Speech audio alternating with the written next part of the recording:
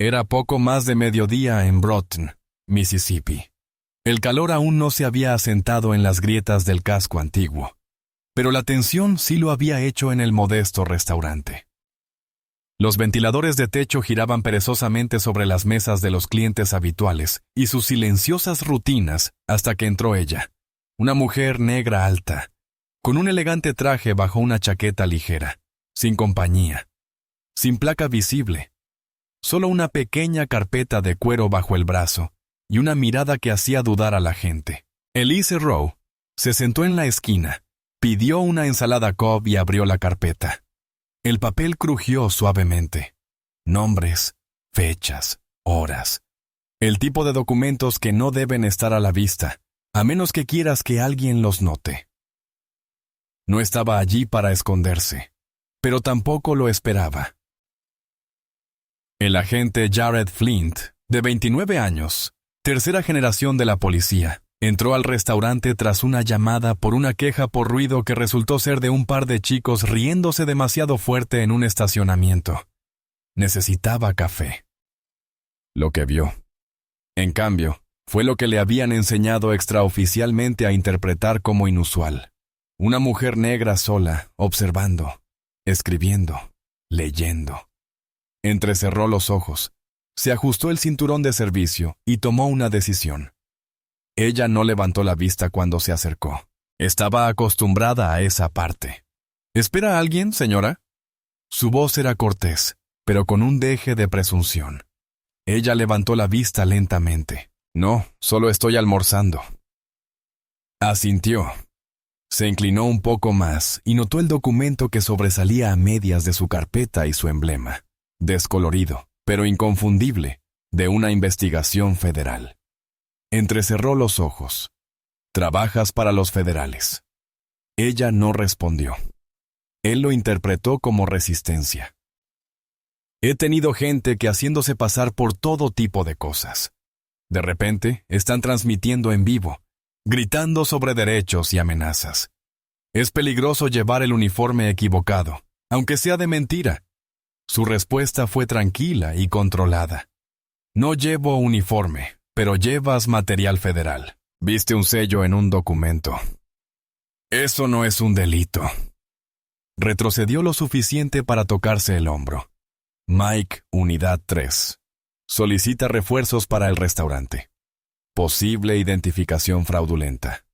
Sujeto posiblemente grabando o incitando. Cerró la carpeta lentamente. Se equivoca. El gerente la miró nervioso.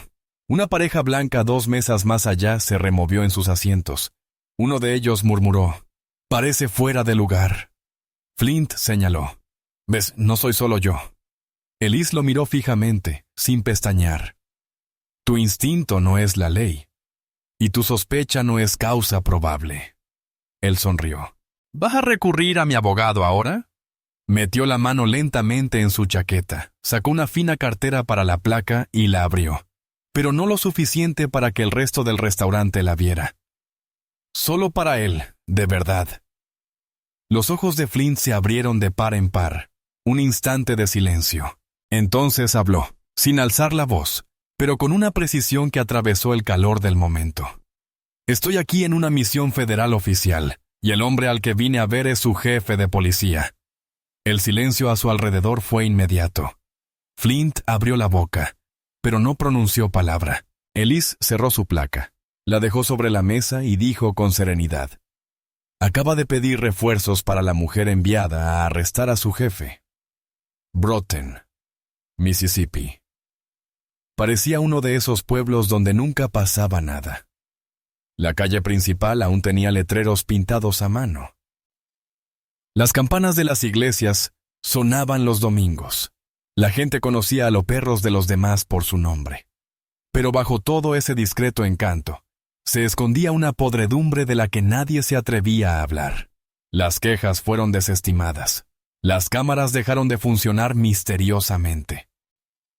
Y cuando un joven negro desapareció hace 2 veranos, se atribuyó la desaparición a drogas y malas compañías.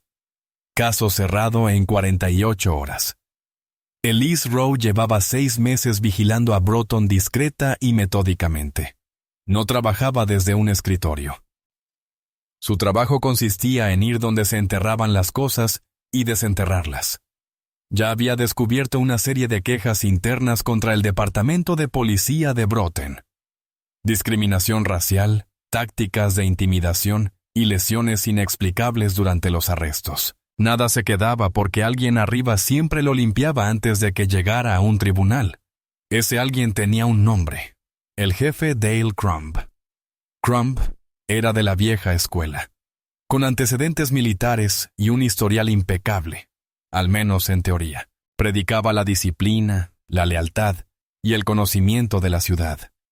Para la prensa local, era un funcionario público modelo. Para la gente de color de Broughton, él era una sombra a la que no se le podía replicar. La placa no solo lo protegía, sino que lo hacía intocable. Eso estaba a punto de cambiar. Elise no estaba allí para sembrar el caos.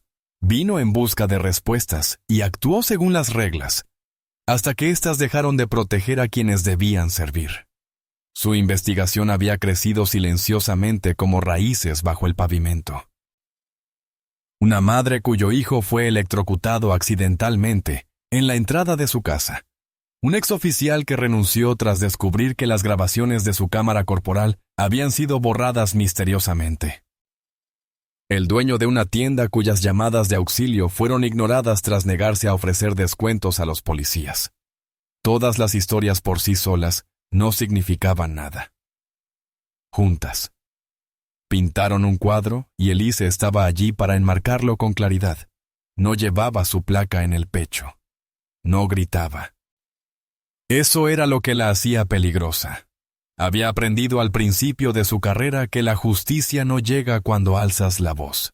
Llega cuando te preparas tan bien que no pueden escapar de la verdad. Por eso había elegido el restaurante, suficientemente público para su seguridad, suficientemente tranquilo para conversar. Se suponía que allí se encontraría con su fuente final, un joven operador que había accedido a entregar mensajes internos. Pero en cambio, conoció a Flint. Jared Flint no era el diablo, pero era justo lo que el sistema quería. Obediente, seguro de sí mismo y sin interés en hacer preguntas. Su padre había llevado el uniforme. Su abuelo también. Y Jared había aprendido el mismo código silencioso: no delatar, no dudar de la placa.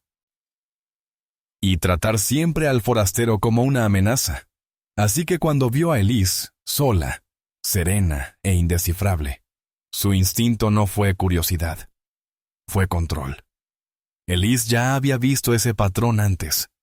Hombres como él no veían a gente como ella como ciudadanos, los veían como un riesgo. Y el riesgo debía ser neutralizado, no comprendido. Aún así, Elise se mantuvo firme. Dejó que Flint cayera en una trampa. No con agresividad, sino con arrogancia. Cada palabra, cada movimiento, se grababa en directo a un servidor federal seguro. Ella no había venido desprotegida. Y cuando pidió refuerzos, no se dio cuenta del peso de lo que acababa de desencadenar. La trampa estaba preparada. Solo faltaba que la araña entrara. El oficial Flint permaneció rígido, con la mano cerca del cinturón, intentando comprender lo que acababa de ver. La placa de Elisa, la auténtica, emitida por el gobierno federal, reposaba tranquila sobre la mesa como un arma cargada. Pero no fue solo la placa lo que lo conmocionó. Fue la calma en su voz, la autoridad en su silencio. No correspondía a lo que le habían enseñado a temer, y eso lo empeoraba. Aún así, no se acobardó. Si eso es real, dijo con la voz tensa. ¿Por qué alguien como tú estaría almorzando aquí sola sin refuerzos? Elise no pestañeó.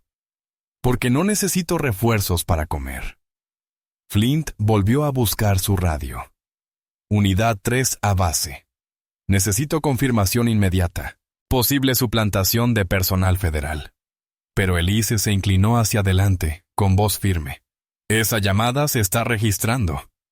Agente Flint, Ahora mismo está identificando erróneamente a un investigador federal e interfiriendo en una operación clasificada. Te recomiendo encarecidamente que des un paso atrás antes de inscribir tu nombre en un delito grave. La tensión en el restaurante creció como una nube de humo. Los clientes se quedaron paralizados. La camarera se retiró a la cocina. Nadie se movió. El orgullo de Flint estaba ahora en tela de juicio, y Elise era la fiscalía silenciosa e imparable. ¿Crees que me asusta tu papeleo?, espetó. No, respondió Elise, mirándolo fijamente. Creo que te da miedo perder el control. ¿Vas de vuelta en la comisaría? El jefe Dale Crumb terminó la llamada, tomó un sorbo de café tibio y murmuró: Tienes que estar bromeando. La voz de Jared sonaba nerviosa, como la de un novato en su primera parada. Una mujer negra que decía ser de los federales en su pueblo. Crumb no se molestó en llamar a nadie. Simplemente cogió sus llaves y se fue directo al restaurante. Sabía cómo tratar con gente que no pertenecía. Al llegar, el ambiente era denso. Elise permanecía tranquila en su mesa. Flint a su lado, confundido y enojado. Crumb entró como si fuera el dueño del local, con los hombros erguidos y la mandíbula apretada. ¿Quién de ustedes se cree federal?, preguntó en voz baja y con un toque de sarcasmo. Elise no levantó la voz. Simplemente sacó un documento de su carpeta y se lo entregó. No creo ser federal. Lo soy. Y esta es tu copia. Crumb bajó la mirada, entrecerrando los ojos. Era una citación firmada por un juez federal, adjunta a un escrito de acusación secreto. ¿Qué demonios es esto? Se acabó tu tapadera, dijo Elise. Entonces sacó su segundo expediente, grueso, marcado como confidencial. Empezó a enumerar intervenciones telefónicas no autorizadas en teléfonos de civiles, 2 detenciones no reportadas que involucraban a menores, grabaciones de cámaras corporales internas borradas de los registros del servidor, pagos hechos con fondos ilocalizables para intimidar a testigos. ¿Digo? El rostro de Crumb cambió. No tienes nada. Pasó a la página siguiente. Testimonio de tu exdiputado.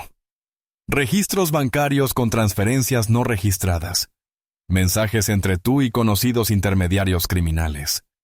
La sala quedó en silencio, no por miedo, sino por reconocimiento. Elise presentó la última pieza. Las leyes violadas incluyen obstrucción a la justicia, manipulación de testigos, malversación de fondos públicos y violaciones de derechos civiles. El Departamento de Justicia ya confirmó la jurisdicción. Sacó el último sobre. Una orden de arresto impresa, sellada federalmente. Dale Crumb, estás arrestado. Crumb rió. Breve y cruel. En este pueblo, ¿de verdad crees que eso va a aguantar? ¿Crees que voy a salir de aquí esposada porque una recepcionista trajo una carpeta? Elise ni se inmutó. No irás a ningún lado. Detrás de ella, un hombre entró por la puerta del restaurante. Su placa de alguacil estadounidense brillaba. Le siguió otro, y luego otro. Esta es una operación federal. Estás bajo nuestra custodia. El primero dijo que se le quebró la confianza. Miró a su alrededor. La camarera estaba grabando. También el adolescente junto a la puerta. Incluso la pareja que antes apoyaba a Flint ahora observaba en silencio. Las manos de Crumb se crisparon cerca de su cinturón, pero los alguaciles fueron más rápidos. En segundos, cayó boca abajo al suelo, con las manos atadas, el ego destrozado. Flint se quedó paralizado. Elise se giró hacia él. Pidiste refuerzos, agente. Felicidades. Vinieron. Una vez detenido a Crumb, la conmoción aún flotaba en el aire como el fin de una tormenta. Los alguaciles actuaron con rapidez, asegurando la escena y recogiendo los archivos que Elise había preparado con precisión quirúrgica. Pero esto no había terminado. Todavía no. El arresto solo había empezado a mostrar la superficie. Lo que yacía bajo la superficie era la verdadera batalla, un sistema que se había protegido durante años, ahora expuesto. En el cuartel general, el oficial Flint estaba sentado en una sala de conferencias vacía, con una mirada perdida. Alyssa entró en silencio, sin cambiar su actitud. Sin regodeo, sin ira, solo determinación. No estamos aquí para destruir a la gente, oficial Flint. Estamos aquí para desmantelar patrones. Eso empieza con la verdad. Se burló, con los brazos cruzados, pero la fachada se estaba desmoronando. Así que eso es todo. Simplemente entras, pones la ciudad patas arriba y esperas que admitamos que formamos parte de ello. Elise se apoyó en la pared. No necesito que admitas nada. Necesito que lo recuerdes todo. Fue entonces cuando deslizó un expediente sobre la mesa. Dentro había registros, informes de incidentes que Flint había firmado. Registros de cámaras corporales que desaparecieron misteriosamente justo después de terminar su turno. Quejas civiles que fueron desestimadas antes de ser leídas. Al principio, lo negó todo, pero entonces Elise reprodujo el video. Un archivo de audio granulado. Su voz, la de un chico de 14 años. Deje de resistirse. No lo soy, señor. Lo juro. Un golpe sordo. Silencio. Flint contuvo la respiración. Intentó hablar, pero las palabras se le resistían. Eso no pretendías hacerle daño, dijo Elise en voz baja. Pero tampoco lo denunciaste. Y ahora está ahí fuera pensando que él es el que hizo algo malo. Fue entonces cuando ocurrió el cambio. No con gritos ni amenazas, solo con un espejo colocado en el ángulo correcto. Flint bajó la mirada. Su voz apenas se oía. «¿Qué quieres de mí? Quiero que hables», dijo. No para salvarte, sino porque estabas dentro del círculo. Ya sabes cómo funcionaba. Y alguien tiene que romperlo, asintió lentamente. No porque confiara en ella, sino porque por primera vez ya no podía confiar en el silencio. Flint accedió a cooperar. Lo que reveló hizo que la investigación de Alyssa pareciera pequeña en comparación. Los agentes recibieron instrucciones de patrullar ciertas calles con mayor agresividad. No por seguridad, sino para generar multas y acumular antecedentes. Los informes de asuntos internos se enviaban a una bandeja de entrada privada controlada por el propio RUM. Los ascensos no se basaban en el servicio, sino en el silencio. Si planteabas alguna inquietud, tu siguiente turno se programaba en la zona de la ciudad con mayor volumen de llamadas y sin suplentes. Esto no era negligencia, era una estructura. Con la declaración de Flint y el testimonio de Alyssa, el caso saltó a la palestra nacional. Las furgonetas de los medios de comunicación llegaron en un día. Abogados de derechos civiles llegaron en avión. Los comités federales de supervisión exigieron acceso. Broughton ya no era un pueblo tranquilo. Se había convertido en el centro de atención. Y bajo esa luz, la verdad ya no tenía sombras donde esconderse. Pero Elise no se quedó a las entrevistas. Tenía lo que buscaba, una brecha en la armadura y un testigo desde dentro. Dejó el resto en manos de los tribunales y del pueblo. Elise no dijo mucho al salir de Broughton. Nunca lo hacía.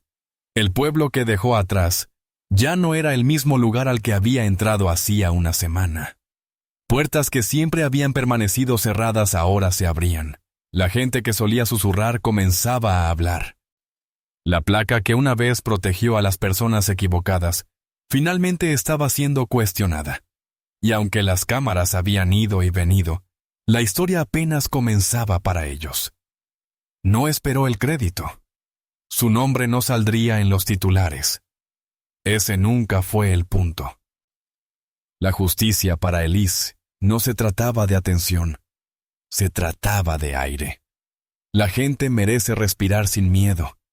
Merecen volver a casa sin que una patrulla reduzca la velocidad solo por su aspecto. Merecen silencio sin sospechas. Antes de subir al tren, Flint la encontró por última vez. No llevaba uniforme. Maggie no tenía placa. Solo un hombre que parecía haber dejado de ensayar excusas.